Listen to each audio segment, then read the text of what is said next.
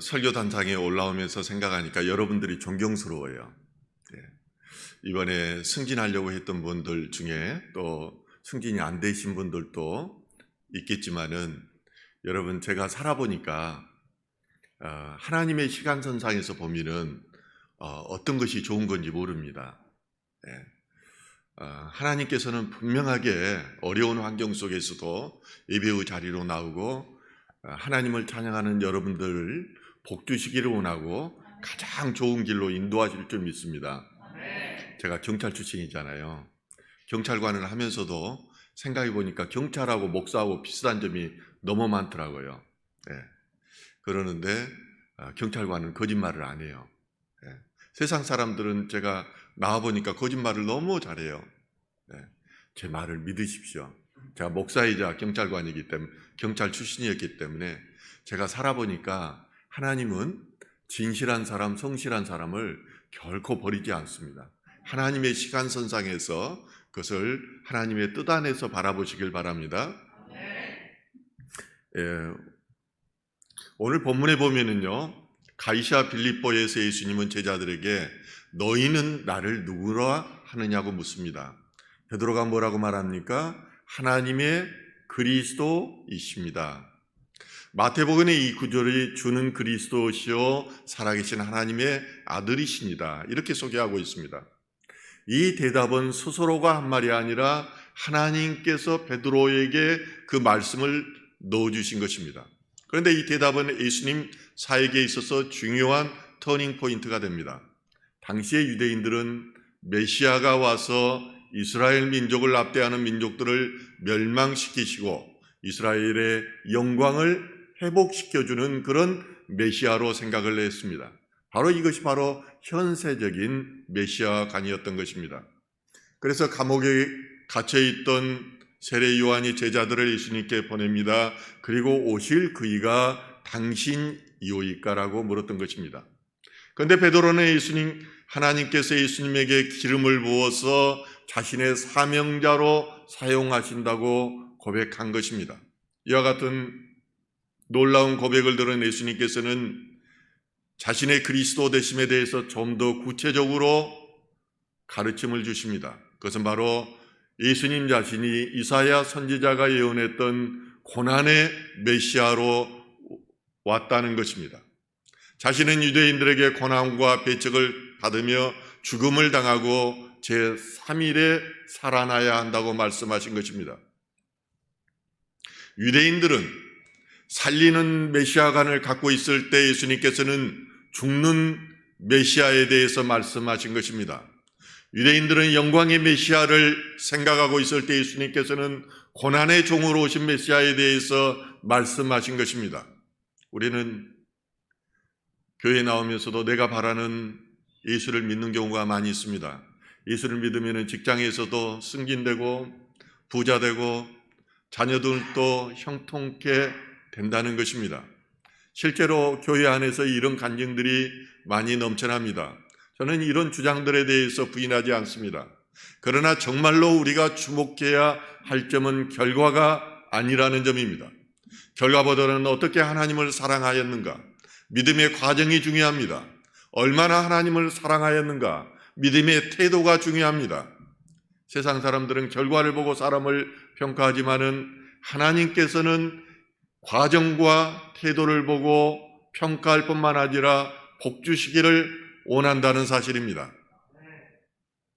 육신의 정욕과 그리고 안목의 정욕과 이생의 자랑 속에 사는 인생들은 고난의 메시아를 좋아하지 않습니다. 성공하고 살려고 이 땅에 나온 인생들이 죽기 위해 이 땅에 오신 메시아를 누가 좋아하겠습니까?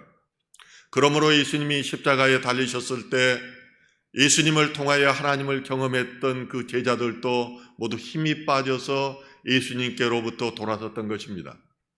그런데 이런 싸움은 2000년 전이나 지금이나 똑같이 계속되고 있습니다. 예수님은 작은 자로 낮은 자로 이 땅에 오셨고 좁은 길을 가라고 하셨는데 세상 사람들은 영광의 주만을 갈망한다는 것입니다. 또한 인생들은 끊임없이 예수를 통해서 무언가를 얻으려고 합니다. 그것은 바로 성공하고 부자 되기만을 추구한다는 것입니다. 제가 직장 생활을 할 때 제 안에서 저는 항상 싸움이 있었습니다. 그것은 높아지려고 하는 내 안에서의 욕구와 죽어야 한다는 내면의 음성과의 싸움이었습니다. 모든 사람들이 살기 위해서 몸부림치는데 누군가 한 사람 집은 죽기 위해서 사는 사람이 있어야 한다는 것입니다.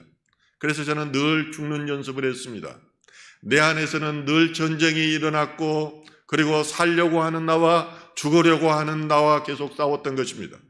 마태복음 10장 34절 이해되지 않는 말씀이 있습니다. 내가 세상에 화평을 주러 온 줄로 생각하지 말라. 화평이 아니라 검을 주러 왔노라. 주님이 내 안에 오셔서 화평이 아니라 악과 싸우는 분쟁이 일어난다는 것입니다. 이것이 믿음 있는 자들에게 나타나는 자연스러운 현상입니다. 그러므로 저는 악한 세상에 거스리는 행동을 했고, 세상 사람들의 죄에 대해서 계속해서 공격했습니다. 이런 저를 사람들은 눈치 없는 사람이라고 했고 어리석은 사람이라고 비웃었습니다. 목회를 하면서도 이런 저의 생각은 변함이 없습니다. 살기 위한 목회가 아니라 죽기 위한 목회를 하는 것입니다.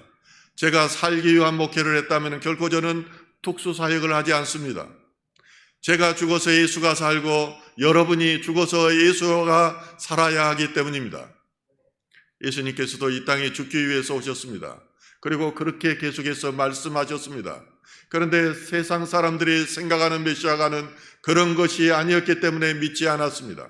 그러므로 사람들은 십자가에 달리신 예수를 보고 고개를 흔들며 비웃고 비난하였던 것입니다. 예수는 자기 죄로 인해 죽었다는 것입니다. 예수님은 하나님께로부터 저주를 받았다는 것입니다. 세상을 향한 욕망으로 가득한 인생들을 향하여 예수님께서는 중요한 말씀을 하십니다. 누가복음 9장 23절 말씀입니다. 또 무리에게 이르시되 아무든지 나를 따라오려거든 자기를 부인하고 날마다 제 십자가를 지고 나를 따를 것이니라. 예수님의 제자가 되기 위해서 자기를 부인해야 한다는 것입니다. 하루에도 5만 가지 생각을 넣어주는 사단의 생각을 부인하라는 것입니다. 높아지고자 하는 욕망을 제어하고 자기 사명의 십자가를 지고 주님을 따르라는 것입니다.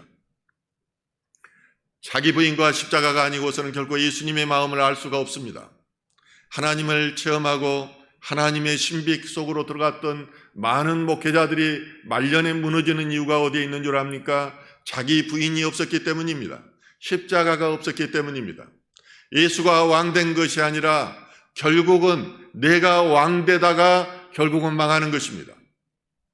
베드로의 신앙 고백이 있은 후에 8일이 지났을 때 예수님께서 제자들 중에 인너서클에 해당되는 세 제자를 부릅니다. 그가 바로 베드로와 야고보와 요한입니다. 그리고 그를 높은 산으로 데리고 올라가셨는데 그 산에 대해서 여기서는 기록하지 않고 있지만은 그 산은 헬몬산으로 보입니다. 1222m 되는 높은 산입니다. 예수님께서 자신의 핵심 제자 셋만 데리고 헬몬산으로 올라가신 목적이 있었습니다. 그것은 바로 기도하러 가신 것입니다.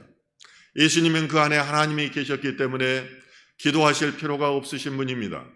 그러함에도 불구하고 예수님은 시간만 나시면은 한적한 곳으로 가셔서 기도하셨습니다. 그것은 성자 하나님께서 성부 하나님과 영적 교제를 통해서 효과적인 사역을 감당하기 위한 것이었습니다. 다시 말해서 예수님께서 하나님의 그리스도라고 고백한 베드로에게 자신의 정체성에 대해서 구체적으로 좀 더 가르쳐주고 싶은 그런 목적이 있었던 것입니다. 이제 너희가 나의 정체성에 대한 핵심을 알았으니 앞으로 어떤 사명자로 살 것인가에 대해서 가르치려고 했던 것입니다. 변화산에서 기도하시는 예수님의 모습이 변형이 되더니 해같이 빛났습니다. 마태복음에는 그 얼굴이 해같이 빛나며 옷이 빛과 같이 휘어졌다고 기록하고 있습니다. 마가복음에는 그 옷이 광채가 나며 세상에서 빨래하는 자가 그렇게 희게 할 수 없을 만큼 매우 휘어졌다고 말합니다. 오늘 본문은요, 용모가 변화되고 그 옷이 휘어져 광채가 났다고 기록합니다. 예수님의 변화된 모습에 대해서 각 복음서 기자의 표현 방식을 다르지만은 중요한 것은 예수님께서 광채가 났다는 점입니다. 예수님은 하나님의 본체이십니다. 그렇지만은 사람들에게 자신의 영광을 숨기셨습니다. 예수님은 하나님의 영광의 빛이셨으며 그 안에는 어둠이 전혀 없는 그 빛 자체였던 것입니다. 그때 이미 1400년 전에 죽은 모세와 860년 전에 죽은 엘리야가 예수님과 함께 이야기를 나누고 계십니다. 모세와 엘리야 이 둘은 이 땅에서 그 시신이 없습니다. 엘리야는 살아서 하나님께 올려졌고 모세 역시 그 육체가 이 땅에 없다고 그렇게 성경은 기록하고 있습니다. 그래서 무덤이 없는 것입니다. 그런데 이 둘이 살아서 예수님과 이야기를 나누고 있는 것입니다. 대화의 주제는 예수님께서 예루살렘에서 별세하실 것에 관한 것이었습니다. 누가복음 9장 31절은 이렇게 이어집니다. 영광 중에 나타나서 장차 예수께서 예루살렘에서 별세하실 것을 말하세요. 별세라는 말은 엑소도스라는 단어입니다. 출발을 의미합니다. 떠남을 의미합니다. 모세는 애굽에서 이스라엘 백성들을 이끌고 엑소도스 하였습니다. 이제 다시 예수님께서 엑소도스 하심으로 사단의 노예 상태에 있는 하나님의 백성들을 구원하실 것이라는 사실입니다. 따라서 이 세 분은 예수님께서 당하실 고난과 죽음과 부활과 승천에 대하여 말씀을 나누신 것입니다. 모세는 율법 시대를 대표하는 분입니다. 엘리야는 선지자 시대를 대표하는 분입니다. 모세는 이미 시내산 꼭대기 위에서 얼굴에 광채가 나는 경험을 했습니다. 또한 그는 율법의 전달자였을 뿐만 아니라 선지자의 하나로서의 예수님의 모형입니다. 엘리야는 백성의 마음을 하나님과의 언약으로 돌이키게 할 자의 상징적인 인물입니다. 그는 유대 사상에서 종말론적인 표상이었으며 사람들은 그의 이름을 마지막 때와 관련하여 사용하였습니다. 이러한 이유 때문에 세례 요한이 왔을 때 이제 공의에서 파견한 사람들이 그가 엘리야냐고 물었던 것입니다.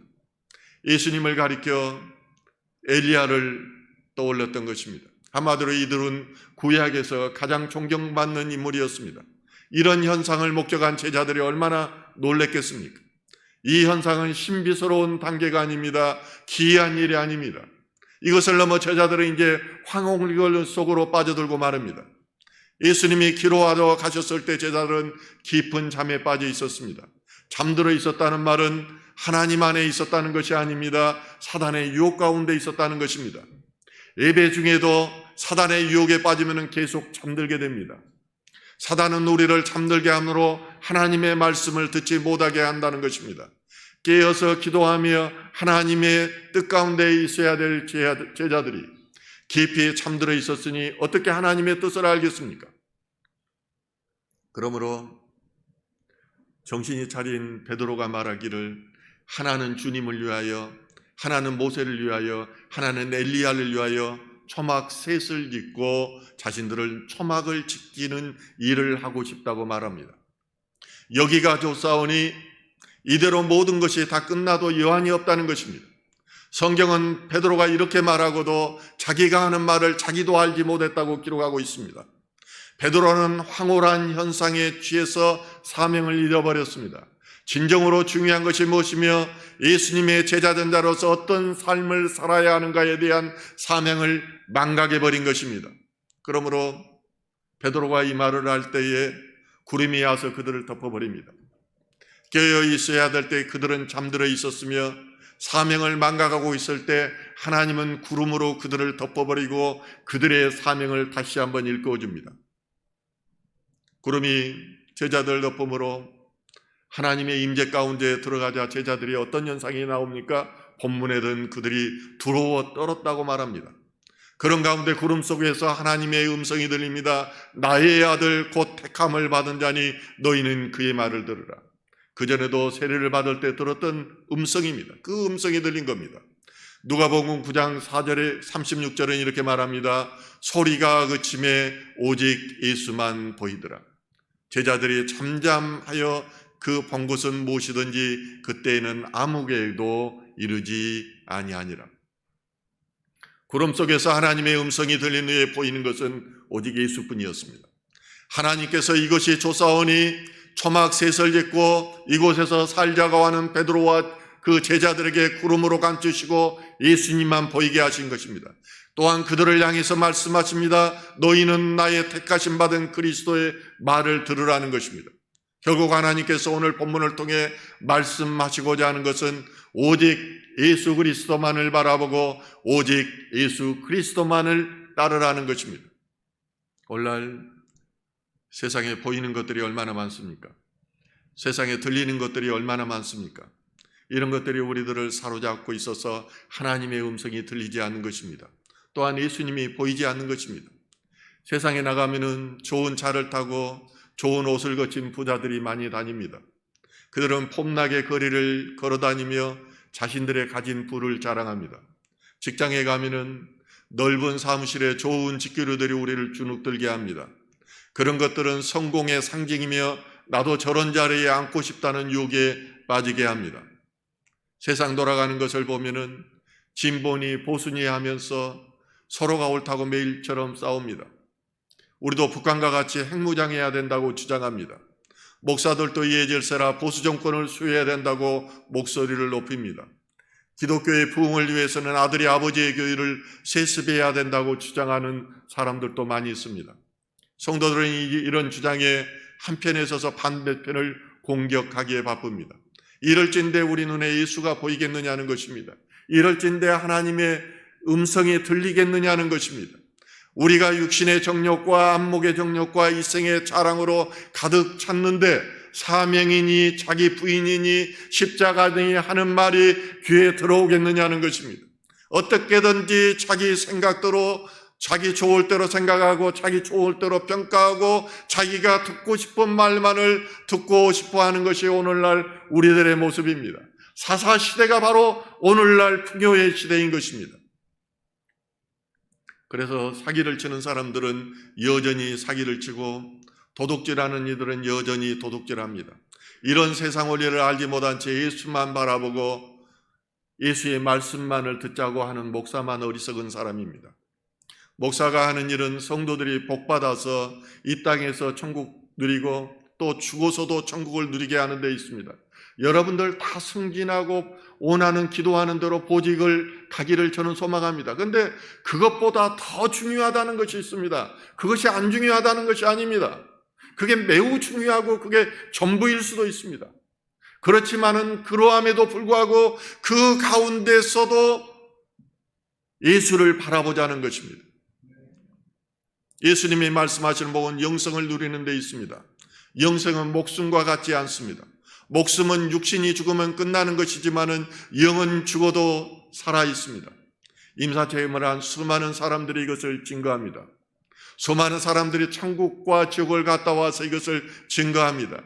제 가족 중에도 저는 두 분이 이것을 증거하는 것을 직접 들었습니다. 그러므로 예수의 영이 있어야 영생이 있는 것입니다. 예수의 영은 말씀을 먹고 마시고 말씀이 삶의 동력이 되었을 때 임하는 것입니다. 그렇지 않으면 사난의 영향을 받고 잠들어 있다가 베드로처럼 횡설수설하는 것입니다. 우리가 이 세상을 살면서 횡설수설하며 사는 것은 하나님 체험이었기 때문입니다. 오늘 본문에 나오는 베드로만 하나님을 체험하는 것이 아닙니다. 하나님의 세계 속으로 들어가면은 우리도 매일처럼 하나님을 체험하게 됩니다. 목사가 무슨 까닭으로 무슨 신이 나서 오직 예수만 바라보자고 말하겠습니까? 실제로 하나님이 살아계시고 오늘도 하나님께서 우리를 위하여 일하고 계시기 때문입니다. 그 예수님이 천군 천사를 보내셔서 나를 도우시고 나를 인도하시는 것은 삶의 전 과정을 통해서 보았고 느끼고 있기 때문입니다. 여러분이 기도하는 분들과 함께 한다면 그들과 교제를 나눈다면 내가 하나님으로 받은 말씀과 그가 받은 말씀이 일치한다는 것을 알게 된 것입니다. 그가 살아계신 하나님은 그를 통해서 증거하게 되는 것입니다. 하나님의 신비가 말씀과 환경을 통해서 매일 검증되므로 하나님의 일하심을 우리는 확증하게 되는 것입니다. 페이스북에서 만났던 어떤 성도님의 간증이 있어서 잠깐 소개하고자 합니다. 이번에 어렸을 때 아버지가 미군 부대에서 근무했다고 합니다. 아버지는 제일 높은 직책에 근무하셨지만은 다른 사람들이 알 리가 없었고, 또 이 성도님은 자신의 아버지를 다른 사람들 앞에서 부끄러워하여서 제대로 소개하지도 못했다고 합니다. 그런데 이런 태도는 예수님을 믿으면서도 똑같았습니다. 다른 사람들이 예수님을 별로 생각하니까 다른 사람들에게 소개하지도 못하고 혼자만 교회에 열심히 출석했습니다. 그러나 신앙에 자라면서 그 예수님, 자기가 부끄럽게 생각했던 예수님이 나를 위해서 죽으시고 고난받으시고 수치를 당했다는 것을 알고 나서 자기는 너무나도 놀란 것입니다.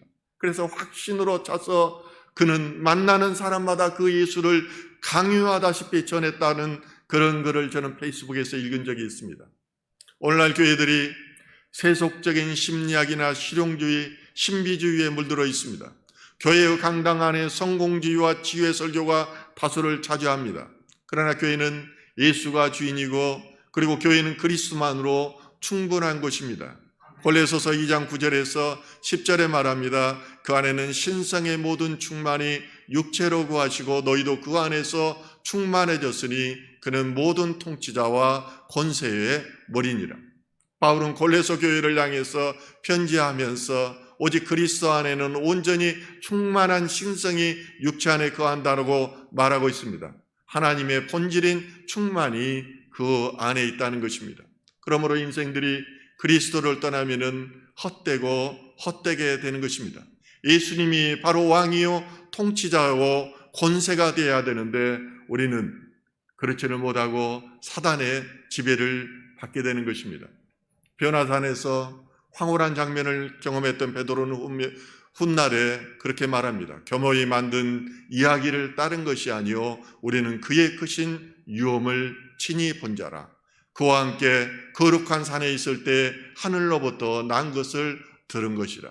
예수님께서 영광 중에 변모하신 모습을 보았고 큰 영광 중에 하나님의 소리 없이 우리는 생생하게 들었다는 것입니다. 또한 소리도 구름도 사라지고 오직 예수님만 남게 되었다는 것입니다. 우리는 이제 세상의 소음으로부터, 세상의 화려한 것들로부터 멀어져서 오직 예수만 바라봐야 됩니다. 그러면은 하나님의 영이 임하게 됩니다. 그 하나님과 교제한다는 것이 얼마나 행복한 일인지 모릅니다. 이 광질이 쌓여서 확증이 되고 이것이 예수 그리스도만 자랑하는 삶의 여정이 될 줄로 믿습니다. 그러한 저와 여러분 되시길 주님의 이름으로 축원합니다.